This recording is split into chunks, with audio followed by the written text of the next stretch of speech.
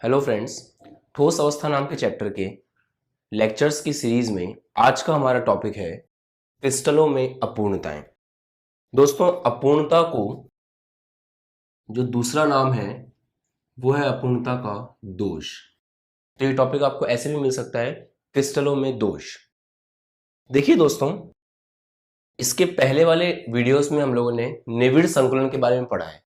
निविड़ संकुलन में आपने ये पढ़ा कि जो ठोस होते हैं उन ठोसों की एक निश्चित ज्यामिति होती है, अर्थात ठोस के जो अवयवी कण हैं उनको हम एक निश्चित पैटर्न में एक दूसरे के साथ जोड़कर पूरे के पूरे ठोस का निर्माण करते हैं। तो जब हम क्रिस्टल को बनाते हैं, जब हम ठोस को बनाते हैं, तो उसके अवयवी कण एक निश्चित क्रम में जुड़ते हैं और उसके निश्चित क्रम में जुड़ने के तरीके को हमने पढ़ा था और उसी को हमने नाम दिया था निविड़ संकुलन। दोस्तों, अगर जो आपका क्रिस्टल है उसमें सभी कणों की व्यवस्था उसी प्रकार से है जिस प्रकार से होनी चाहिए, तो उसे हम कहते हैं आदर्श क्रिस्टल व्यवस्था। अगर अवयवी कणों की व्यवस्था बिल्कुल वैसे ही है जैसे होनी चाहिए, तो उसे हम कहते हैं आदर्श क्रिस्टल संरचना। और अगर उस आदर्श क्रिस्टल संरचना से कोई भी विचलन हमको देखने को मिलता है तो उसको हम कहते हैं दोष। और दोस्तों, जैसा कि आप जानते हैं, कोई भी चीज आदर्श नहीं होती, इसलिए जितने भी क्रिस्टल हैं वो सारे क्रिस्टल आदर्श नहीं होते हैं। उनके अंदर कहीं ना कहीं किसी न किसी प्रकार की त्रुटि होती है और उसी त्रुटि का अध्ययन हमको करना है और उसी त्रुटि को हम बोलते हैं दोष। तो पहले मैं इसकी परिभाषा लिखता हूं। हाँ तो दोस्तों, देखते हैं। आदर्श क्रिस्टलों में अवयवी कणों की व्यवस्था पूर्णतः नियमित होती है। तो जो भी आदर्श क्रिस्टल हैं उन सब में कणों की जो व्यवस्था है वो एकदम नियमित होती है, फिक्स होती है। परंतु आदर्श क्रिस्टल प्राप्त करना संभव नहीं है। आप जानते हैं कि कोई भी क्रिस्टल आदर्श नहीं होता, क्योंकि हम जब भी क्रिस्टल का निर्माण करते हैं तो उसमें कुछ ना कुछ त्रुटि आती है। साधारणतः ठोस अत्यधिक संख्या में छोटे छोटे क्रिस्टलों का समूह होते हैं। तो बहुत छोटे छोटे क्रिस्टल मिलकर क्या बनाते हैं? पूरा ठोस बनाते हैं। इन छोटे छोटे क्रिस्टलों में दोष होते हैं, कमी होती है। क्रिस्टलों में दोष अवयवी कणों की अव्यवस्था। हो सकता है कि जो अवयवी कण है वो जहां पर होने चाहिए वहां पर नहीं है, अव्यवस्थित है, अथवा अपना निश्चित स्थान छोड़ने, दो बार लिख दिया है, अपना निश्चित स्थान छोड़ने अथवा अशुद्धि की उपस्थिति के कारण उत्पन्न होते हैं। मतलब दोष उत्पन्न होने के बहुत तरीके हो सकते हैं कि भाई आपका जो ठोस है उसके जो कण हैं वो जहां पर होने चाहिए वहां पर नहीं है, उसकी जगह किसी और स्थान पर उपस्थित है, या फिर वो गायब भी हो चुके हैं, क्रिस्टल की वो जगह खाली पड़ी है, या फिर उसकी जगह कोई और अशुद्धि आ गई है। तो ये तीन तरीके हो सकते हैं जिनसे क्या उत्पन्न होता है? दोष उत्पन्न होता है। अब देखिए दोस्तों, अगर आपका दोष अवयवी कणों के कारण है तो उसको हम बोलते हैं बिंदु दोष। पढ़िए परिभाषा। अवयवी कणों की आदर्श व्यवस्था में अनियमितता अथवा विचलन द्वारा उत्पन्न दोष कहलाता है बिंदु दोष। तो अगर अवयवी कण किसी जालक बिंदु आप जानते हैं कि क्रिस्टल के जो क्रिस्टल जालक होता है उसके एक बिंदु को हम बोलते हैं जालक बिंदु, वहां पे अवयवी कण होते हैं। तो क्रिस्टल के अंदर जहां कहीं पे भी अवयवी कण है उसको नाम दिया जाता है जालक बिंदु। तो अगर जालक बिंदु पर कोई दोष है तो उसको हम क्या बोलते हैं? बिंदु दोष कहते हैं, जैसे कि नाम में आ रहा है। और अगर जालक के पूरी रेखा में ही दोष है, जैसे मान लीजिए ये आपका जालक है और इसके किसी जालक बिंदु पर, ही जालक बिंदु है, यहां पर दोष है, तो ये कहलाएगा बिंदु दोष। और अगर पूरी रेखा में ही दोष है तो वो कहलाएगा रेखीय दोष। जालक बिंदुओं की पूर्ण पंक्तियों में दोष हो तो उसके कहते हैं रेखीय दोष।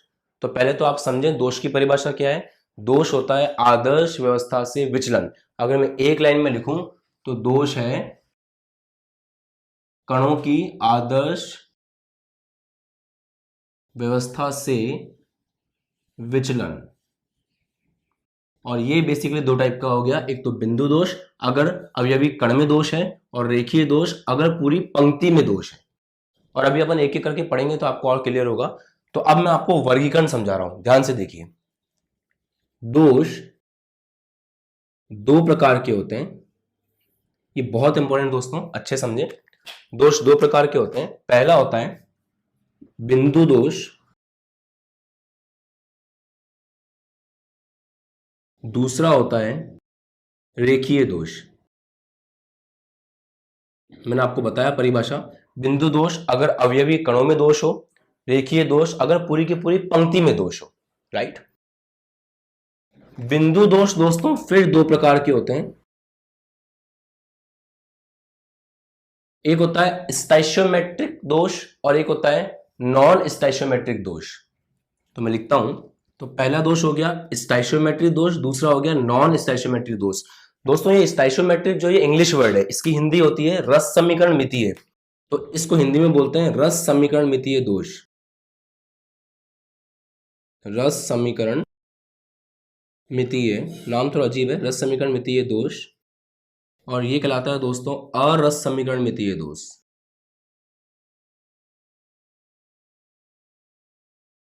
तो दोष दो प्रकार के हो गए, एक रस समीकरण मितीय दोष, दूसरा अरस समीकरण मितीय दोष। दोस्तों अब ये फिर चार प्रकार का होता है। रिक्तिका दोष,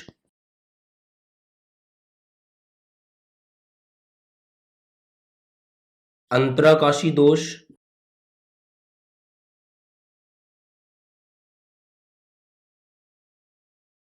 रिक्तिका दोष, अंतराकाशी दोष, शॉर्टकी दोष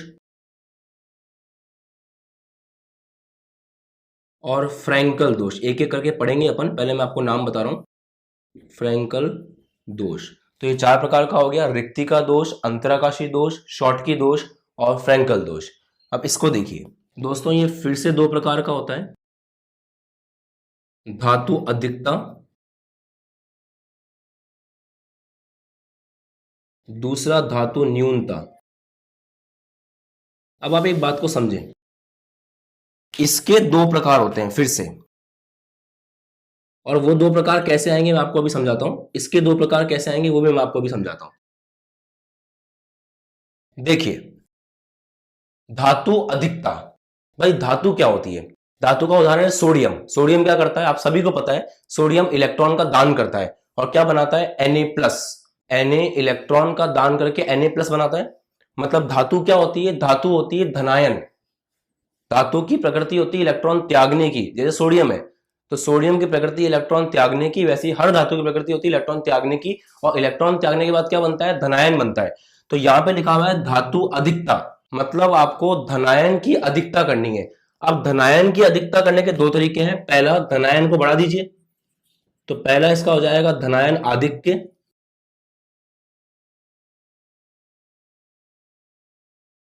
और दूसरा हो सकता है कि अगर आप धनायन को नहीं बढ़ा सकते तो ऋणायन को कम कर दीजिए।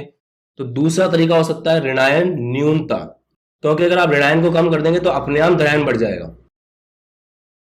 तो एक तरीका हुआ धनायन को बढ़ा दीजिए, धनायन आधिक्य। दूसरा तरीका हुआ ऋणायन को कम कर दीजिए, ऋणायन न्यूनता। उससे कौन बढ़ जाएगा? धातु, क्योंकि धातु क्या होती है? धातु होती है धनायन। ऐसे लिंक करना है तो याद आसानी से होगा। उधर धातु न्यूनता, धातु की कमी करनी है, मतलब धनायन की कमी करनी है। तो धनायन की कमी करने का तरीका क्या हो सकता है? आप धनायन को बाहर निकाल दीजिए, तो धनायन न्यूनता। या फिर दूसरा तरीका यह है कि आप ऋणायन को बढ़ा दीजिए, तो धनायन अपने आप कम हो जाएंगे, ऋणायन अधिकता।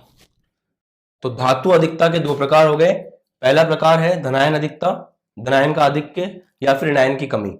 और धातु को कम करना है, तो धातु को कम करना मतलब धनायन को कम करना, तो या तो धनायन को कम कर दीजिए या फिर धनायन को कम नहीं कर सकते हैं तो ऋणायन को बढ़ा दीजिए। सही बात है। अब ये तो मैंने आपको सिर्फ वर्गीकरण समझाया है, अब एक एक करके हमको इसको पढ़ना है। तो अब हम शुरू करेंगे रस समीकरण मितीय दोष से। तो अगर आपको कभी भी कंफ्यूजन हो कि मैं आपको कौन सा टॉपिक पढ़ा रहा हूं, तो ये चार्ट आपकी हेल्प करेगा समझने में कि हम किस जगह किस चीज को पढ़ रहे हैं। सही बात है। तो वर्गीकरण वाले टॉपिक्स में हमको इस तरह का चार्ट बना लेना चाहिए ताकि किसी भी तरह का कोई भी कंफ्यूजन ना रहे। अब हम शुरू करते हैं रस समीकरण मितीय दोष। अब देखिए दोस्तों, जिन दोषों में क्रिस्टल की रस समीकरण मिति में कोई परिवर्तन नहीं होता है उसे रस समीकरण मितीय दोष कहते हैं। रस समीकरण मिति का मतलब होता है स्टोइचियोमेट्री। और वो क्या चीज है देखिए, जैसे मान लीजिए आपके पास पहले दोष से पहले क्रिस्टल में 10 Na+ है और 10 Cl- है। दोष से पहले क्रिस्टल में 10 Na+ है, 10 Cl- है। तो यहां पर रेशियो कितना हुआ? 10:10, दैट इज 1:1। तो धनायन और ऋणायन का रेशियो कितना हो गया? 1:1। बट आप ये देखते हैं कि दोष के पश्चात एक Na बाहर जा चुका है, एक Cl बाहर जा चुका है, उस केस में अब रेशियो कितना है, 9:9 बराबर 1:1। तो आपने नोटिस किया दोष से पहले भी रेशियो था 1:1, दोष के बाद भी रेशियो है 1:1। इसको हम बोलते हैं रस समीकरण मिति का बने रहना। अगर ये रेशियो गड़बड़ जाता तो इसका मतलब रस समीकरण मिति आपकी बिगड़ चुकी है। तो ये जितने भी दोष हैं, इन सभी दोषों में दोष के पहले और दोष के पश्चात रस समीकरण मिति बनी रहती है, मतलब इस तरह से रेशियो सेम रहता है। अब ये दो प्रकार का होता है, उसके बाद ये फर्स्ट सेकंड, फिर हम थर्ड फोर्थ पढ़ेंगे। तो इसके दो प्रकार देखते हैं। पहला है जब किसी जालक में जालक बिंदु रिक्त हो, अर्थात अवयवी कण निर्धारित स्थान से बाहर निकल जाए, तो उत्पन्न दोष को रिक्तिका दोष कहते हैं। मतलब जैसे मान लीजिए आपके पास एक क्रिस्टल है, ये उसके अवयवी कण है,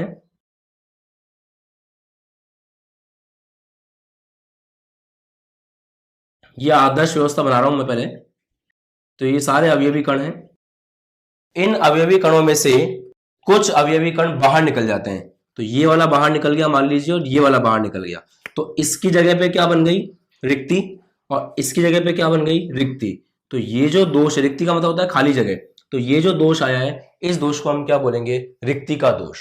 और दोस्तों आयतन तो उतना ही है, कम क्या हो गया, द्रव्यमान कम हो गया, क्योंकि जब कण बाहर निकलेंगे तो उन कणों का जितना भी द्रव्यमान था उतना द्रव्यमान कम हो गया। घनत्व का सूत्र होता है द्रव्यमान अपॉन आयतन। फिर से यहां पे जब ये कण बाहर निकलेंगे तो इन कणों के बाहर निकलने से द्रव्यमान में कमी आएगी, और घनत्व का सूत्र होता है द्रव्यमान अपॉन आयतन। घनत्व का सूत्र होता है द्रव्यमान अपॉन आयतन, मतलब द्रव्यमान कम हो चुका है, आयतन उतना ही है, तो घनत्व में क्या आ जाएगी, कमी आ जाएगी। इस बात को लिख देता हूं मैं कि घनत्व का सूत्र होता है द्रव्यमान बटा आयतन।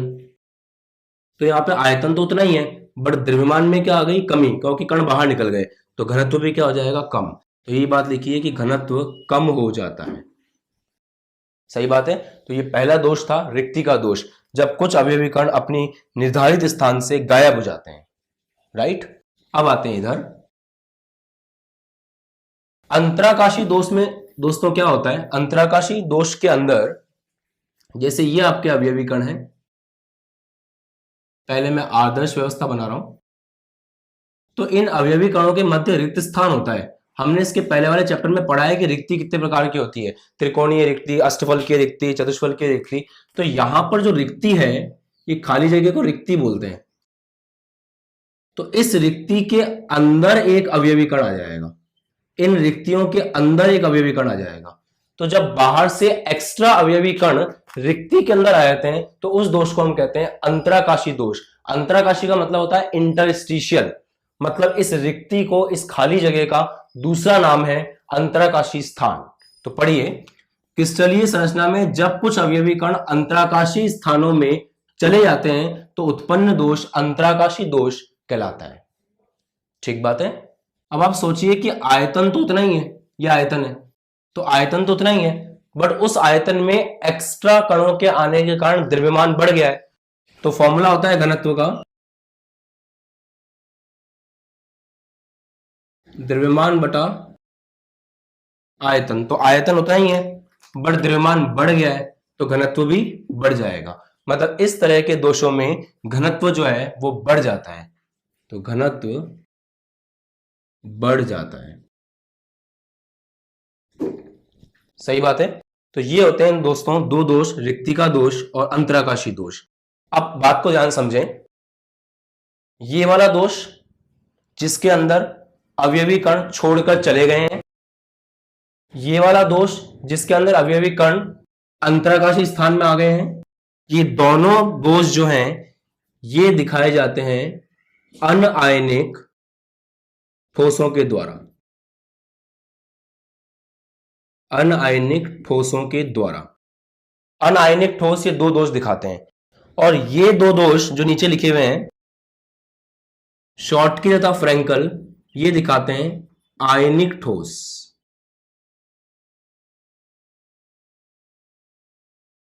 तो रिक्तिका दोष और अंतराकाशी दोष कौन दिखाता है, अनायनिक ठोस, और शॉटकी दोष और फ्रैंकल दोष कौन दिखाता है? आयनिक ठोस। जब अभी मैं आपको शॉटकी दोष पढ़ाऊंगा तो आपको लगेगा कि शॉटकी कुछ कुछ रिक्तिका की तरह है, और जब मैं फ्रैंकल दोष पढ़ाऊंगा तो आपको लगेगा कि वो तो अंतराकाशी की तरह है। तो फिर अलग अलग नाम क्यों दिए? अलग अलग नाम इसलिए दिए, मैं एडवांस में बता रहा हूं, अलग अलग नाम इसलिए दिए क्योंकि ये दोनों अनायनिक ठोस के लिए हैं और ये दोनों आयनिक ठोस के लिए हैं। आयनिक ठोस में एक एक्स्ट्रा चीज होती है, आयनिक ठोस के अंदर वैद्युत उदासीनता बनाए रखनी होती है। तो जब मैं आपको ये दोनों ठोस पढ़ाऊंगा तो मैं आपको ये सिखाऊंगा भी कि किस तरह से इनमें वैद्युत उदासीनता बनी हुई है। और वैद्युत उदासीनता का मतलब होता है कि जितना धनावेश होगा उतना ही ऋणावेश होगा और आपकी क्रिस्टल पे नेट आवेश शून्य होगा। तो ये दोनों आयनिक ठोस हैं, इनमें वैद्युत उदासीनता बनाए रखनी होती है। ये दोनों अनायनिक ठोस हैं, अनायनिक ठोस में वैद्युत उदासीनता पहले से होती है और बाद में भी होती है, वहां पे हमें कुछ एक्स्ट्रा सोचना नहीं पड़ता है। फिर से दोस्तों, ये दोनों और ये दोनों आपको जब भी सेम लगे तो मेरी इस बात को याद रखें कि ये दोनों अनायनिक ठोस के लिए हैं और ये दोनों आयनिक ठोस के लिए हैं, और इन दोनों में वैद्युत उदासीनता को बनाए रखना एक इंपॉर्टेंट चीज है।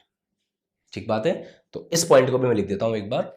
देखिए, सामान्यतः ये दोनों दोष, ये वाला दोष और ये वाला दोष अनायनिक ठोसों में संभव है।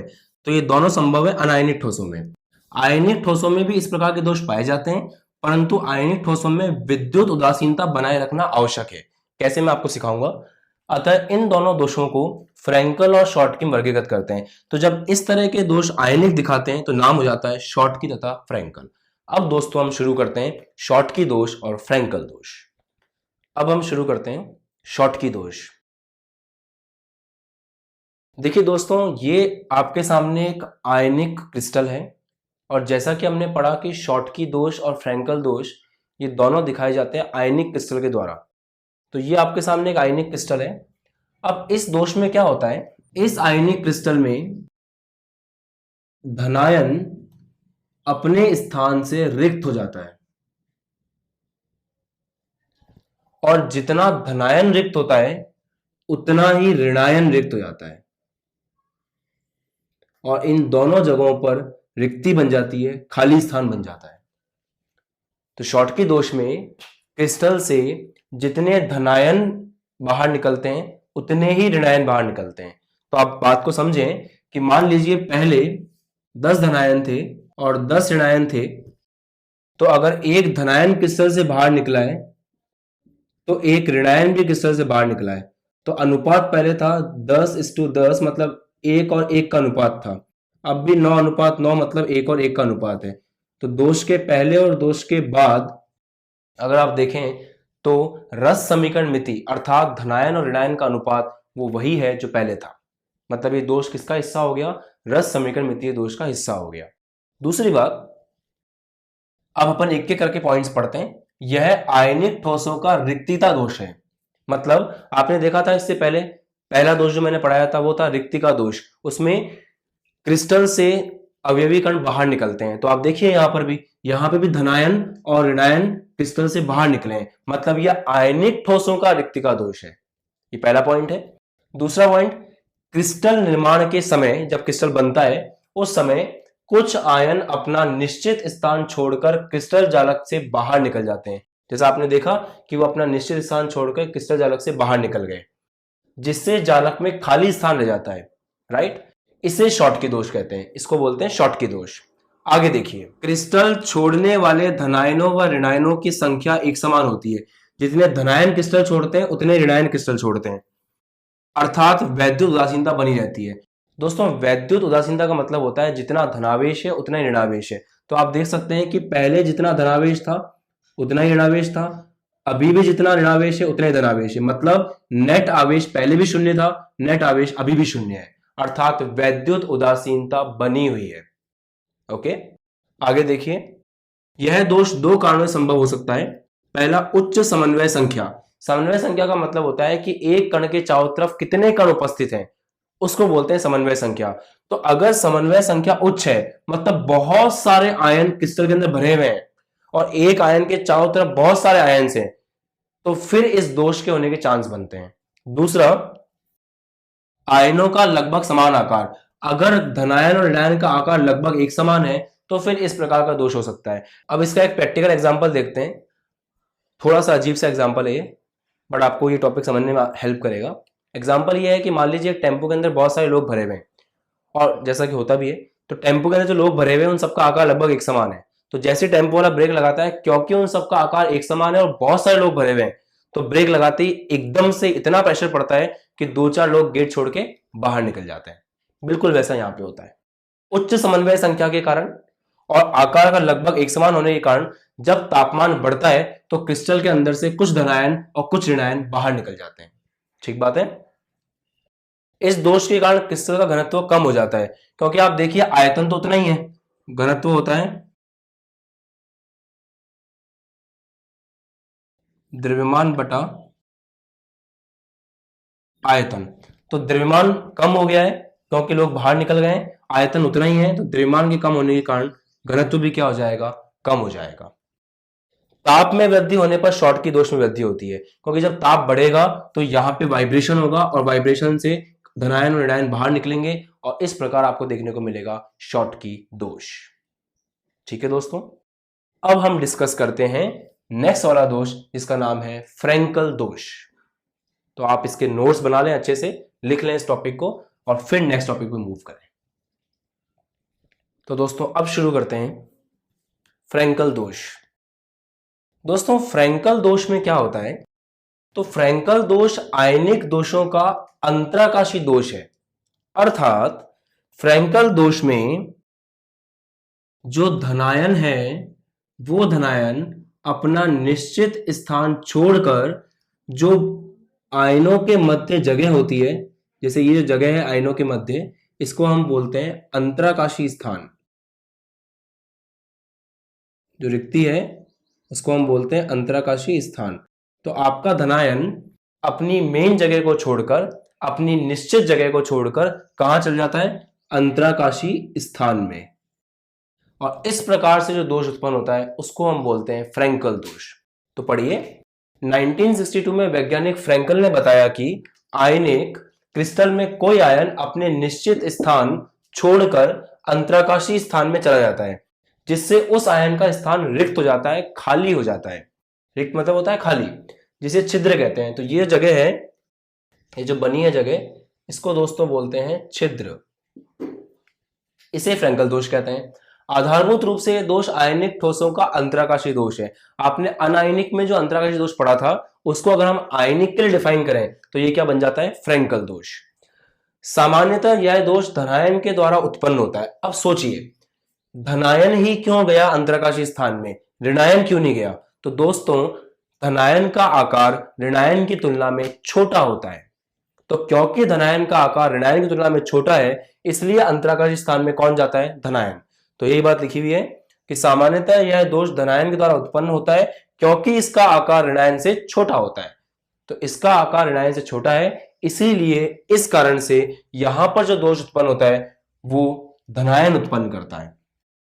इस दोष में क्रिस्टल में धनायनों और ऋणायनों की संख्या और इनका आवेश बराबर होता है। अब देखिए, ये A+ अपनी इस जगह को छोड़कर यहां पे गया है, तो पहले क्रिस्टल में जितने धनायन थे, जितने A+ थे, अभी भी उतने ही है। बस A+ ने क्या किया है, अपनी जगह को छोड़ करके इधर शिफ्ट हुआ है, बाहर थोड़ी गया है जैसे पहले बाहर गया था। तो यहां पर सिर्फ एक जगह से दूसरी जगह शिफ्ट हुआ है, इसलिए जितने धनायन पहले थे उतने ही धनायन अभी हैं, जितने ऋणायन पहले थे उतने ही ऋणायन अभी हैं।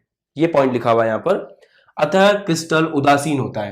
पहले भी जितना प्लस था उतना ही माइनस था, उदासीन। अभी भी जितना प्लस है उतना ही माइनस है, उदासीन। ठीक बात है। अब इसके कारण देखिए, कारण है निम्न समन्वय संख्या। तो ज्यादा लोग घिरे हुए नहीं है आसपास, तो एक कण के आसपास ज्यादा लोग उपस्थित नहीं है। दूसरा, ऋणायनों का आकार धनायनों से काफी बड़ा। तो जो ऋणायन है उनका आकार धनायनों से काफी बड़ा है, इसलिए धनायन बीच में आके फिक्स हो रहे हैं। अगर मैं टेम्पो वाले एग्जाम्पल से इसको रिलेट करूं तो मान लीजिए टेम्पो के अंदर लोगों के बीच में छोटे छोटे बच्चे भी हैं, सही है। तो जैसे ही ब्रेक लगाएगा वो बंदा, ब्रेक लगाते ही क्या होगा, प्रेशर पड़ेगा। प्रेशर से वो छोटे बच्चे जो हैं वो बड़े लोगों के बीच में जो गैप है उस गैप में आके फिट हो जाएंगे, न कि टेम्पो को छोड़ के बाहर जाएंगे। इससे पहले क्या था, इससे पहले सबका आकार बराबर था और समन्वय संख्या ज्यादा थी, मतलब टेम्पो पूरी तरह से भरा हुआ था, तो प्रेशर लगने पे सब बाहर निकल रहे थे। इस बार क्या है, टेम्पो में जगह है और बड़े बड़े लोग हैं, कुछ छोटे छोटे बच्चे हैं, तो जब प्रेशर लगेगा तो छोटे बच्चे बड़े लोगों के बीच में जगह है वहां पे आके फिक्स हो जाएंगे। बिल्कुल वैसे यहाँ पे हो रहा है, जैसे ही इस पे तापमान बढ़ता है, जैसे ही प्रेशर लगता है, वैसे ही ये धनायन जो है जगह छोड़ के ऋणायन और धनायन के बीच में जो खाली जगह है वहां पे आके फिट हो जाता है। आई होप आप समझ पा रहे हैं। तो ये दो कारण हो गए, एक तो निम्न समन्वय संख्या, दूसरा ऋणायनों का आकार धनायनों से काफी बड़ा। क्रिस्टल का स्थायित्व घटता है। देखिए जब जब क्रिस्टल में दोष उत्पन्न होगा उसका स्थायित्व कम होगा, परंतु इस आयतन में पहले जितना द्रव्यमान था अभी भी उतना ही द्रव्यमान है। ए प्लस ने अपनी जगह को शिफ्ट किया है पर ए प्लस बाहर थोड़ी गया है, तो जितना द्रव्यमान पहले था उतना ही द्रव्यमान अभी है, तो घनत्व पर कोई फर्क नहीं पड़ेगा। इससे पहले वाले केस में क्या हो रहा था, इससे पहले वाले केस में घनत्व कम हो रहा था क्योंकि द्रव्यमान कम हो रहा था। एक और बात को समझिए आप, जब मैंने आपको उसमें अनायनिक ठोस में अंतराकाशी दोष पढ़ाया था, याद है आपको सेकंड वाला जो अभी इस लेक्चर में हमने पढ़ा था, उसमें मैंने कहा था कि घनत्व में वृद्धि होती है। क्योंकि दोस्तों उस केस में आप ध्यान से देखें, उस वीडियो को उस लोकेशन पे जाके फिर से देखें, वहां पे जो डायग्राम है उसमें पहले से जो अनायनिक कण उपस्थित हैं उनमें कोई परिवर्तन नहीं है, बाहर से अंतराकाशी स्थान में एक्स्ट्रा है, तो द्रव्यमान बढ़ गया। यहां पर बाहर से कोई नहीं आया, जो ए प्लस है वो बस इस जगह को छोड़कर यहां पर गया है। तो कंपैरिजन करें दोनों का, जो अंतराकाशी दोष था अनायनिक का, उसके अंदर पहले के कण ऐसे कैसे थे, बाहर से एक्स्ट्रा कण आए थे, और इसके अंदर एक्स्ट्रा बाहर से नहीं आ रहे, इसी का धनायन जो है वो इस जगह को छोड़ के यहां पे जा रहा है। तो घनत्व में कोई परिवर्तन नहीं होगा, जो घनत्व पहले था वो घनत्व अभी रहेगा। राइट। अब मैं आपको कुछ उदाहरण बताता हूं कि फ्रैंकल दोष कौन शो करता है और शॉर्टकी दोष कौन शो करता है। तो शॉर्टकी दोष शो करने वालों के एग्जाम्पल मैं यहां लिख रहा हूं और फ्रैंकल दोष वालों के यहां लिख रहा हूं। तो शॉर्टकी दोष दिखाने वालों के एग्जाम्पल हो गए NaCl, KCl, CSCl, KBr, AgBr, और फ्रैंकल दोष दिखाने वालों के एग्जाम्पल हैं AgCl, AgBr, ZnS। अब दोस्तों यहां पर एक बात नोटिस करने की है कि अगर आप देखें तो AgBr शॉर्टकी दोष भी प्रदर्शित कर रहा है और फ्रैंकल दोष भी प्रदर्शित कर रहा है। तो अगर एग्जाम में प्रश्न आता है कि ऐसा कौन सा ठोस है जिसके अंदर दोनों प्रकार के दोष देखे जा सकते हैं, तो वो ठोस है AgBr।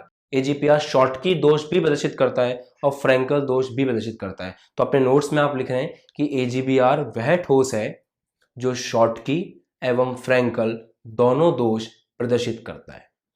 ठीक बात है। ऐसा क्यों होता है, इसका आकार जो है ना Ag और Br का आपस में आकार इस तरह का है कि AgBr चाहे तो जितने धनायन बाहर निकले उतने ऋणायन भी बाहर निकल सकते हैं, और अगर Ag प्लस चाहे तो वो अंतराकाशी स्थान में भी आ सकता है। दोनों ही पॉसिबिलिटीज हैं, मतलब आकार इन दोनों के बीच में इस तरह से एडजस्ट है कि ये चाहे तो अंतराकाशी स्थान में चल जाए, चाहे तो क्रिस्टल से बाहर निकल जाए। इसी कारण से AgBr दोनों प्रकार के दोष दिखाता है। ओके, तो इसी के साथ हमने कंप्लीट किया रस समीकरण मितीय दोष। फिर से मैं रिवाइज कराता हूं, दोष आपके दो प्रकार के होते हैं, एक आपका होता है बिंदु दोष, एक आपका होता है रेखीय दोष। जो आपका बिंदु दोष है उस बिंदु दोष में किसी एक अवयवी कण, कोई एक अवयवी कण होगा, वहां पे दिक्कत आएगी, वहां पे दोष आएगा, और जो रेखीय दोष होगा उसमें पूरी रेखा में दोष आएगा, पूरी पंक्ति में दोष आएगा। बिंदु दोष दो प्रकार के थे, स्टैचोमेट्रिक, नॉन स्टैचोमेट्रिक, अर्थात रस समीकरण मितीय और अरस समीकरण मितीय। रस समीकरण मितीय दोष वो होते हैं जिनमें दोष के पहले और दोष के बाद में अनुपात जो है धनायनों और ऋणायनों का वो बराबर रहता है। और रस समीकरण मितीय हम इसके नेक्स्ट वीडियो में डिस्कस करेंगे। रस समीकरण मितीय चार प्रकार का था। पहला था आपका रिक्तिका दोष और दूसरा था अंतराकाशी दोष। इन दोनों को हम अनआयनिक के लिए डिफाइन करते हैं, और उसके बाद दो थे शॉर्टकी और फ्रैंकल जिनको हम आयनिक के लिए डिफाइन करते हैं। अंतराकाशी में और फ्रैंकल में दोनों में कोई बंदा एक्स्ट्रा आके अंतराकाशी स्थान में आता है। बस अंतराकाशी दोष जो अनायनिक का था उसके अंदर बाहर से कोई आता है, और फ्रैंकल दोष के अंदर यहीं का कोई धनायन उस जगह को छोड़ के यहां पे आता है। ये दोनों में फर्क था। और रिक्तिका दोष के अंदर आप ये देखते हैं कि क्रिस्टल से कुछ धनायन और कुछ ऋणायन बाहर निकल जाते हैं। दोनों ही दोष में चाहे शॉर्टकी हो चाहे फ्रैंकल हो वैद्युत उदासीनता बनी रहती है, क्योंकि जितने नंबर ऑफ धनायन होते हैं उतने नंबर ऑफ ऋणायन होते हैं। तो धनायन की संख्या और ऋणायन की संख्या बराबर होने के कारण इनके अंदर वैद्युत उदासीनता बनी रहती है। राइट।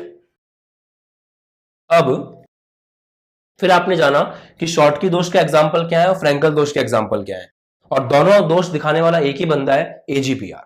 तो इसका नाम आपको याद रखना है। आने वाले वीडियो में जो इसका सेकंड पार्ट होगा उसमें हम अरसमीकरणमितीय दोष को डिफाइन करेंगे।